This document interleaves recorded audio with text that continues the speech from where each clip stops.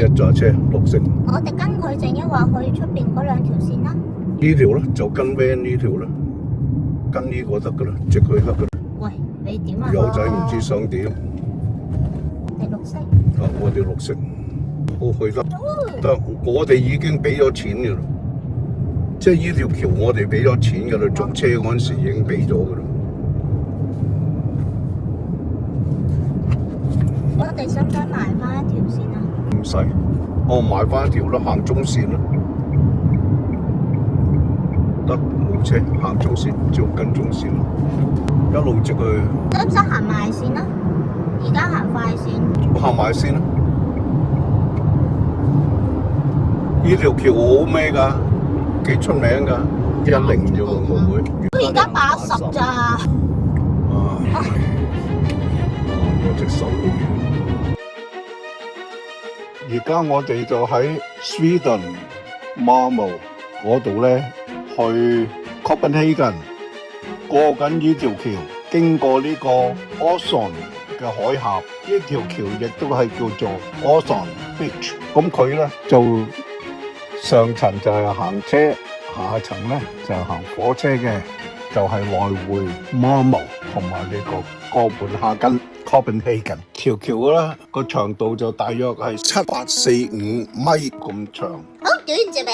哦，佢淨係過呢個海峽，佢係連接 Malmö 到呢個丹麥哥本哈根中間嗰個人工島。嗰個人工島叫咩名啊？唔知啊。咪蟲。中間個人工島咧就叫做 Pebberholm， 就4055米。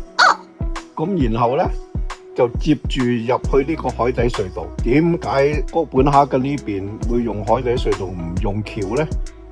就因為佢附近就係有個機場，為咗唔使影響啲飛機嘅升降問題，所以就仲捉咗個人工島同埋呢個跨海底隧道。連埋呢個 beach， 咁成條咧跨海大橋、人工島同埋呢個海底隧道咧，總共個長度就係16公里。哦，都長喎。咁如果行車嘅話咧，就大約係15分鐘到，都唔使4個字就行完噶啦。自己揸車嘅話，火車咧就大約半個鐘頭就行完。機場我哋直去啊，妹妹，我哋直去啊。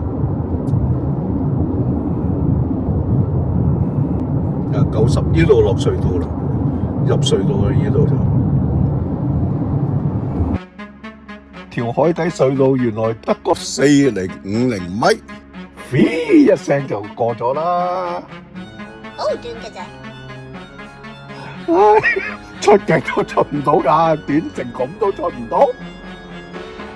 唉，而家先至出到隧道，卒之嚟到 Copenhagen 啦。咁我哋睇下先，而家去酒店嗰個方向，跟住咧就梗係整翻杯軟雪糕先啦，唔係整翻杯雪糕先啦。唔係啊，係 music 㗎。哦，整翻杯 music 先。正。Please like, comment, subscribe and share. Most appreciate.